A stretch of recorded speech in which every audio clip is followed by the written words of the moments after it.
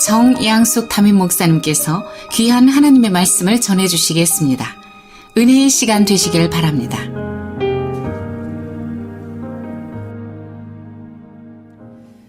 제가 생각을 해보니까 불과 한 15년 전 정도 되는데요. 그때만 해도 15년 전밖에 안 됐는데도 우리 아이들이 컴퓨터 앞에 앉으면 무엇을 하는지 몇 시간이 흘러도 꼼짝을 하지 않은 것을 이렇게 보면서 저 속이 막 애타는 거예요. 쓸데없는 시간 낭비를 하고 있는 것 같이 보여지고, 그래서 그만하라고 종용을 했던 적이 그 15년 정도밖에 되지 않았더라고요. 보니까 15년, 20년도 안 된 것 같아요. 그런데 요즘은 보니까 이제 컴퓨터 앞에 앉아 있는 것은 뭐 당연한 것이고, 어른들도 아이들도 아주 약간의 틈만 나도 스마트폰을 들고 무엇인가를 체크를 하거나 무엇인가를 하지 그냥 잠잠히 있는 분들이 거의 없는 것 같습니다. 사람들은 열심히 움직이는 사람을 부지런한 사람이라고 말합니다. 무엇을 하든지 간에 열심히 움직이는 사람.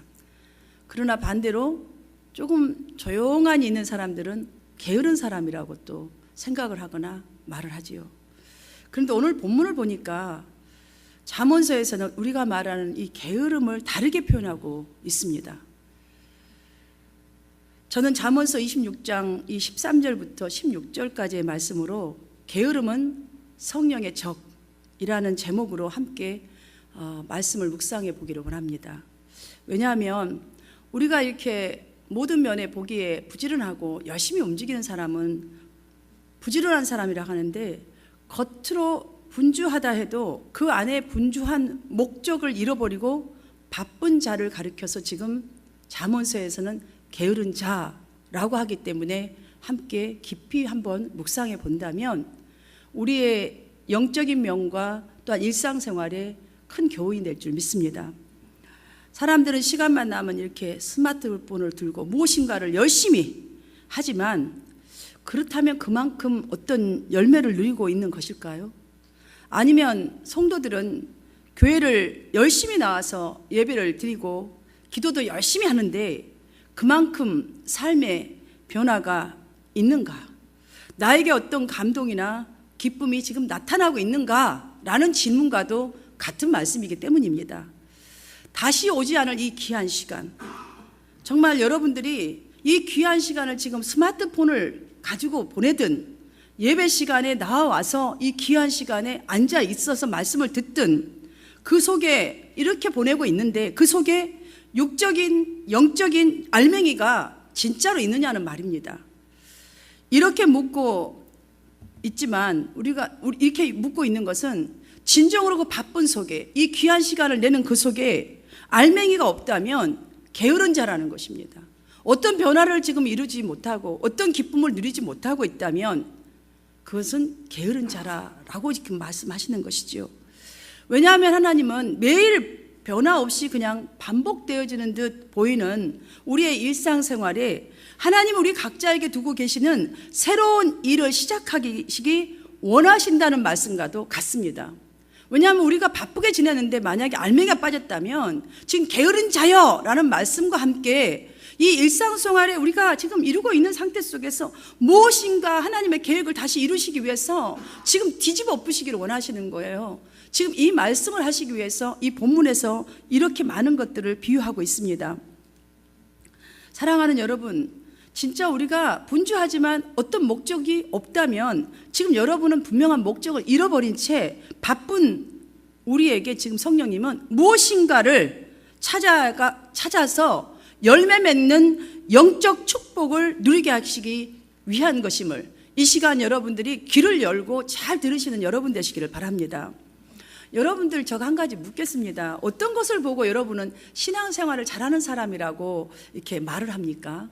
어떤 것을 볼 때에 저 사람은 참 신앙생활을 잘한다. 모든 예배에 규칙적으로 참석하는 성도님들을 보고 신앙생활을 잘한다라고 말하지요.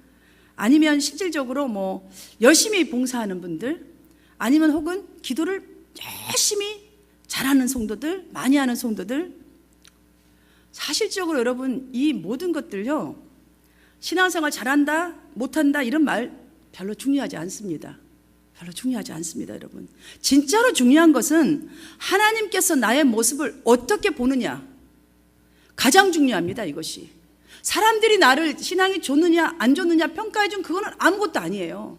주님이 나를 보실 때에 나의 모습이 어떠는가. 지금 여러분들이 이것을 잘한다 못한다는 이 말씀을 주님 보시기에 잘하고 있는가 못하고 있는가, 이 사실을 중요하게 생각한다면 우리 신앙에 분명한 목표를 갖게 될 것이고 분명히 분주한 그 속에 알맹이가 있어질 것입니다.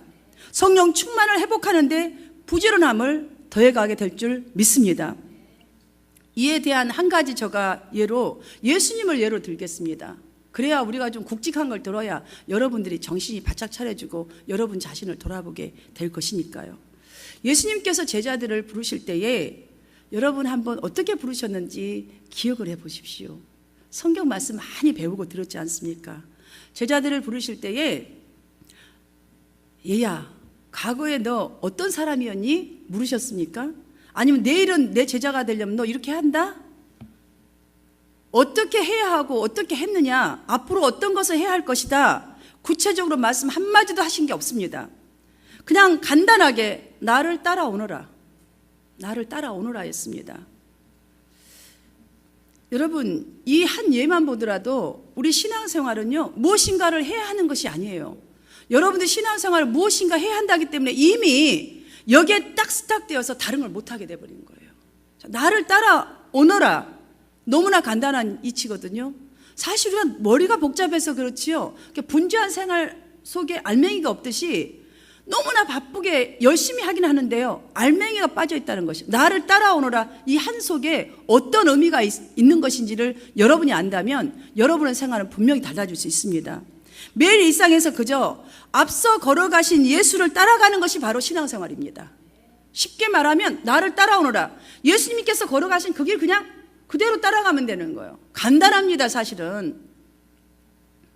우리가 목표하는 어디를 가려면 그걸 향해서 꾸준히 그곳을 향해서 가야 하는 것처럼 신앙생활의 이 진정한 의미인 나를 따라오너라 이 한마디에 부지런한 것 담고 있는 것이에요. 지속적으로 주님 가신 그 길을 따라오라는 이 말씀인 것입니다. 그러니까 부지런함으로 그러니까 게으른 자리에 절대 속해 있지 아니하고 부지런함으로 지속적으로 빨리 달리든 글쎄 걸어오든 지속적으로 따라오라는 것입니다.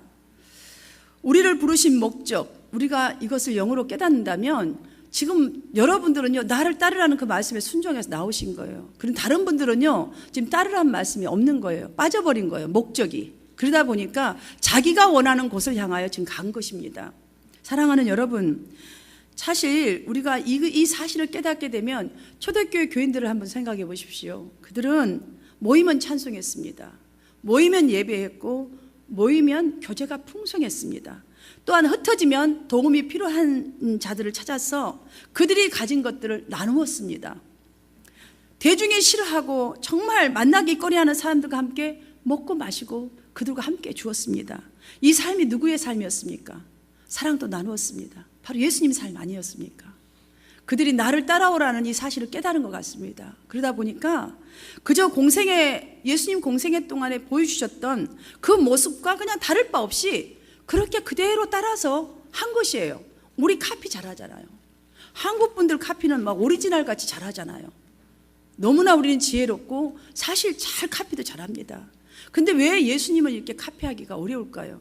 어쩌면 나를 따라오라는 이 말씀이 내 것이 아직도 안 되어서 그런 것 같습니다. 이것이 사실 신앙생활입니다. 주님 그냥 따라가는 것. 그런데 언제부터인지는 모르겠지만 신앙생활을 잘하는 기준이 희한하게 달라져 버렸습니다. 신앙생활이 갈수록 여기저기 바쁘게 다니면서 성경을 더 깊이 연구해야 하는 것으로, 공부해야 하는 것으로 기준이 되어버렸습니다. 또한 헌금을 많이 하는 것으로 기준이 되어버렸습니다. 봉사는 죽으라고 내가 죽어도 해야 되는 것으로 그냥 기준이 되어버렸습니다. 이렇게 돼야 신앙생활 잘한다고. 교인들끼리만 잘 지내면 신앙생활을 잘하는 것으로 기준이 되어버렸습니다. 물론 열심히 하는 것 너무나 중요하고 좋습니다. 근데 알맹이가 빠진 열심이라는 사실이죠. 정말 주님 가신 그 길을 가기 위해서 자원하여서 지금 이걸 하고 있느냐는 것이죠.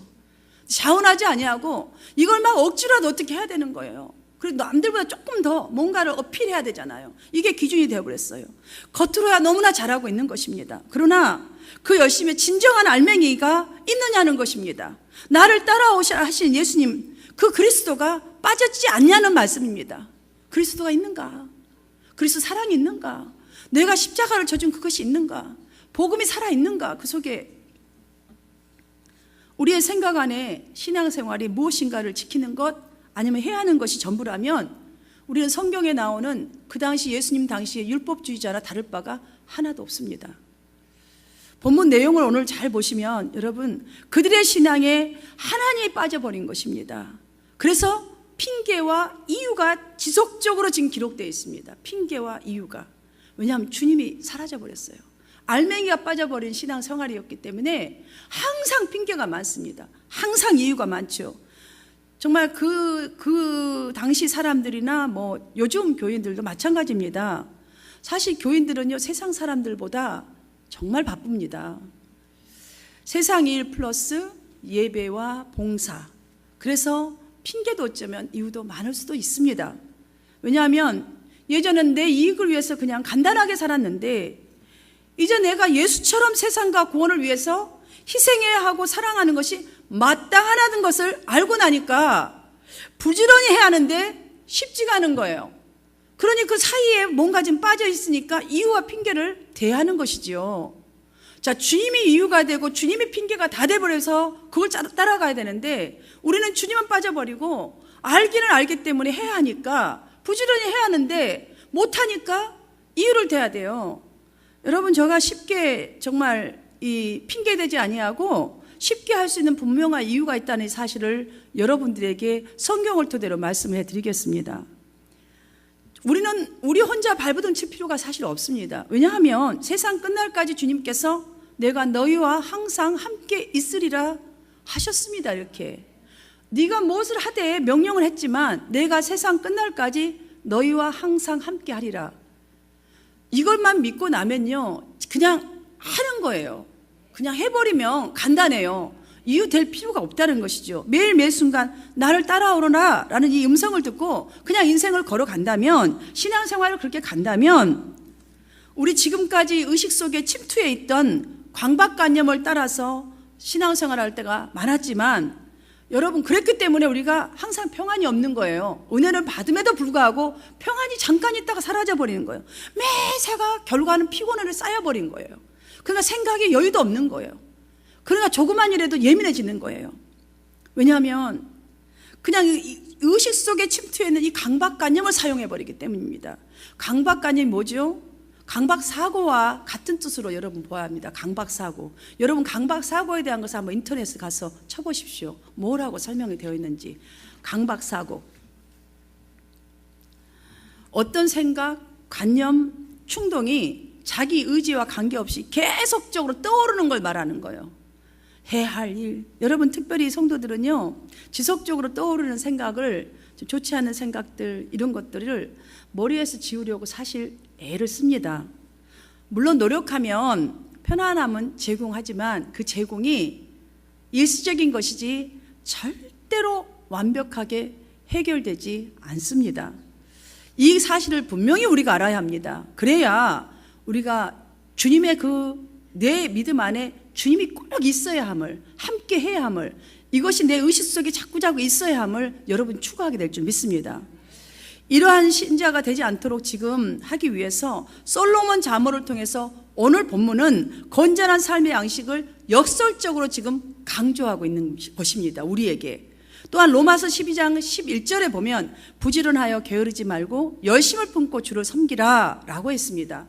여기서 열심을 품고란 말은요, 세상의 모든 일도 정신을 바짝 차리고 열심히 노력하면 열매를 기대할 수 있는 것처럼 신앙의 열매도 이와 같은 원리에서 나를 따라오너라 하신 음성을 듣고 예수님께서 이 땅에 오셔서 하신 대로 나도 그 말씀에 순종하여서 씨 뿌리듯이 열심히 그냥 따라가면 거두는 것이 하나님의 정하신 축복의 원리라는 말씀입니다. 우리에게 주시고자 하는 하나님의 축복의 원리라는 말씀이죠.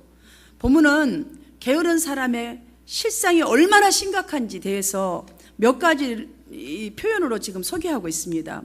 왜냐하면 우리가 제대로 주님을 따라가려면 이 사실을 분명히 알아야 내 속에서 버릴 것을 버리고 추구할 것을 추구하기 때문이지요. 함께 묵상할 때에 성도님 여러분의 그 영의 게으름을 벗고 이제부터 부지런한 종이 되는 은혜가 있으셔서 여러분의 삶의 변화와 여러분의 마음속에 평안이 떠나지 않기를 주님의 이름으로 축복합니다. 첫 번째로는 게으른 사람들은 핑계를 댑니다. 13절 말씀을 한번 함께 받들어 읽겠습니다. 시작. 게으른 자는 길에 사자가 있다, 거리에 사자가 있다 하느니라. 여기에 지금 이 간단한 말씀인데요, 사자라는 말이 2번 등장하지요.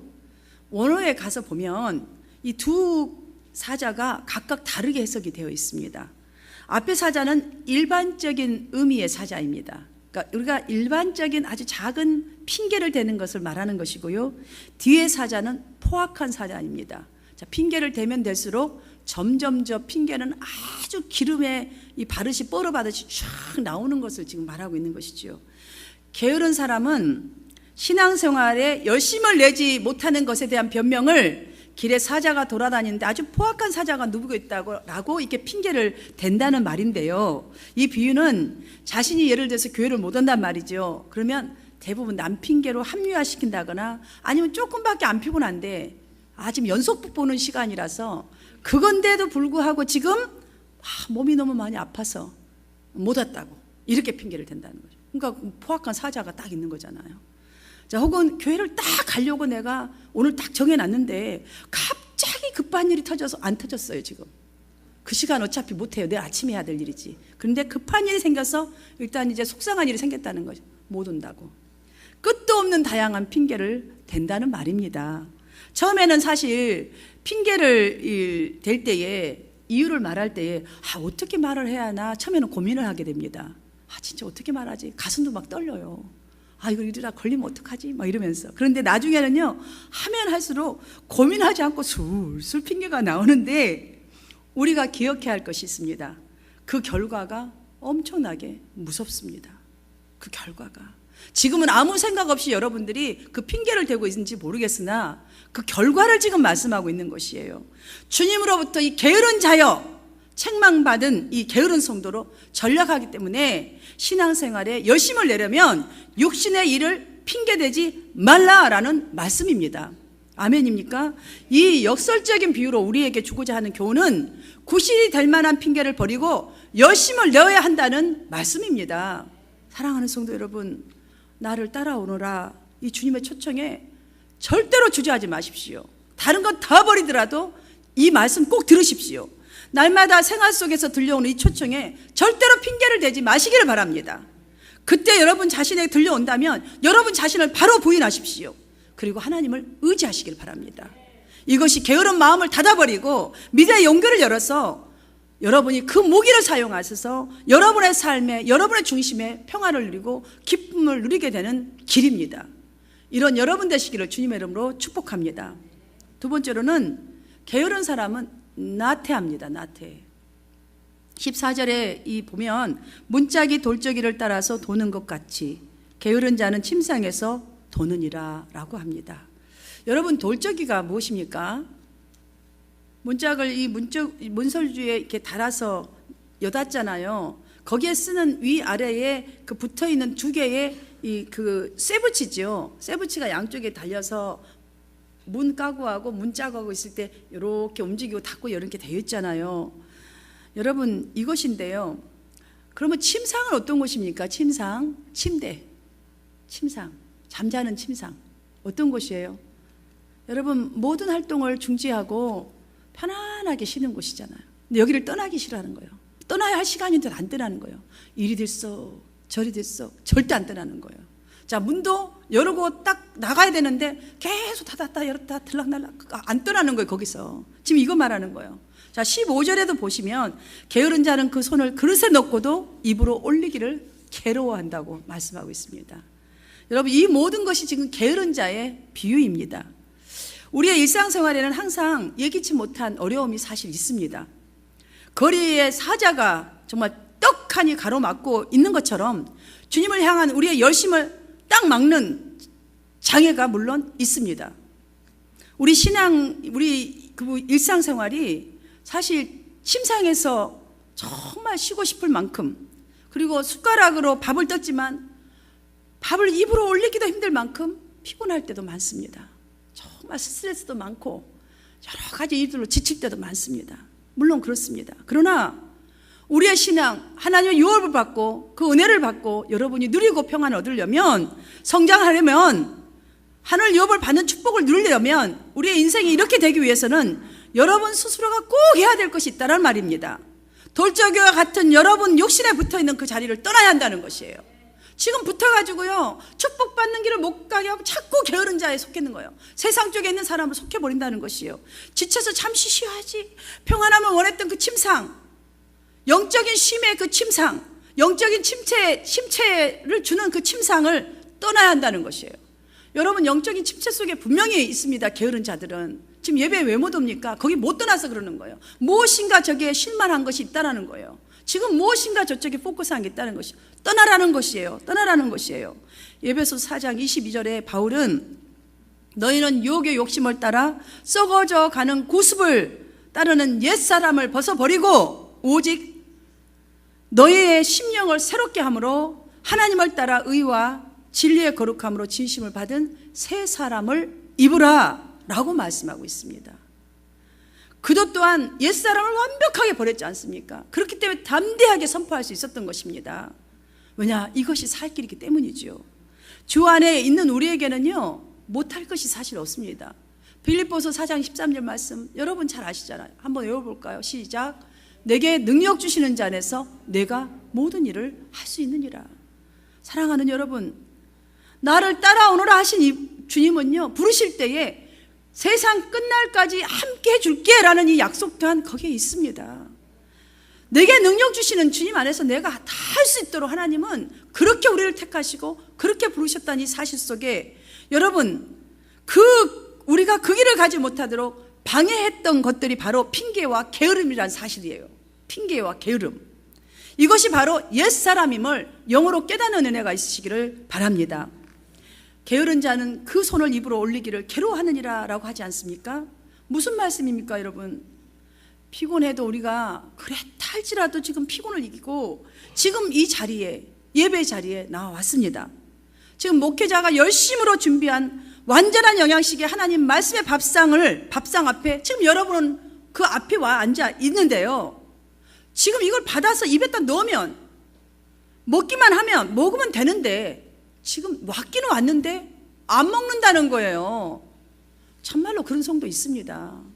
진짜 피곤한데 왔는데요, 마음을 열기만 하면 말씀 속에 말했는데 그 은혜를 얻을 텐데 그 은혜와 소망에 들어갈 자리에다가 내일 할 일을 보기 걱정하고 앉아 있는 거예요. 지금 말씀은 눈은 여기를 향하는데 생각은 저기 다른 데가 있는 거예요. 진짜 내일 이거 해야 되는데 어떻게 해야 되는 거야. 올 하루 동안 있었던 생각으로 전부 다 여기를 다 채우고 있는 거예요. 이것이 여러분의 인생에 얼마나 손해인지 아십니까? 말도 못한 손해입니다. 이 귀한 시간 여기까지 왔는데 왜 안 올리냐는 거예요. 왜 오만 생각을 채워서 이 축복을, 이 평안을 다 잃어버리냐는 말씀입니다. 게으른 자요 그러는 거예요. 그래서 왜 바보같이 그러느냐 이런 거예요. 이러한 예배 자세가 하나님의 응답을 지금 방해하는 것이다 라는 말씀입니다. 이러한 신앙 자세가 손을 들어 입으로 올리기를 괴롭게 만드는 영적 게으름을 유발케 하는 성령의 적인이라 라는 말씀입니다. 이런 음성으로 받는 여러분 되시기를 바랍니다. 여러분, 이 시간까지 왔는데, 먼 길을 왔는데, 정말 모든 것을 다 뚫고 이 시간까지 왔는데 여러분 그 시간을 놓쳐버린다면 이게 바로 여러분의 응답을 다 가로막는 사단의 역사를 지금 여러분은 지금 같이 함께 하고 있는 것입니다. 말씀을 정리하며 마치겠습니다. 여러분이 이제까지 어떤 사람들을 게으른 사람이라고 판단을 하셨습니까? 오늘 말씀을 묵상하시면서 여러분 자신이 게으른 자의 특성을 지니고 있다는 생각은 혹시 드시지 않으십니까? 현대는 남녀노소 입버릇처럼 하는 말이 바쁘다, 피곤하다, 시간이 없다, 세월이 너무 빨리 간다, 정말 안타깝다, 이런 말을 많이 합니다. 이렇게 바쁘게, 이렇게 세월이 지나가는 것이 안타까울 만큼 열심히 살아가는데 진정으로 중요한 그 무엇인가가 빠져 있거나 혹시 그 무엇인가를 놓치고 있지 않을까요? 지금 주님은 이것을 말씀하고 있습니다. 이 많은 비유를 들어서 게으른 자여 하면서 사랑하는 여러분, 이제부터 항상 기뻐하고 감사하는 성숙한 그리스도인의 복된 삶을 위해서 첫 번째로 핑계대는 일을 버리십시오. 신앙에서 여러분 삶에서도 핑계대는 일을 버리십시오. 자꾸 이유를 다 하지 마십시오. 그냥 퓨어하게 진실되게 살면 됩니다. 있는 그대로. 그리고 주님이 오라 하신 그것대로 따라가면 됩니다. 두 번째로 나태함은 없는지 돌아보아야 합니다. 일상생활에서 항상 정직히 행하며 겸손함과 부지런한 삶의 모범이 되신 예수님을 따라서 그분이 나를 따라오라 하시지 않았습니까? 그분이 행하신 대로 이제부터 그냥 사는 것입니다. 간단하게. 그리하면 분명히 주님은 말씀하실 것입니다. 잘하였다. 착하고 충성된 종아. 여러분이 행한 그 수고에 보상의 이 최종적인 인정을 주님으로부터 분명히 받을 것을 믿으시기를 바랍니다. 그리 될 때에 주님으로부터 내가 많은 것으로 내게 맡기리니 산 신앙의 산 인생이 여러분의 인생이 되시기를 주님의 이름으로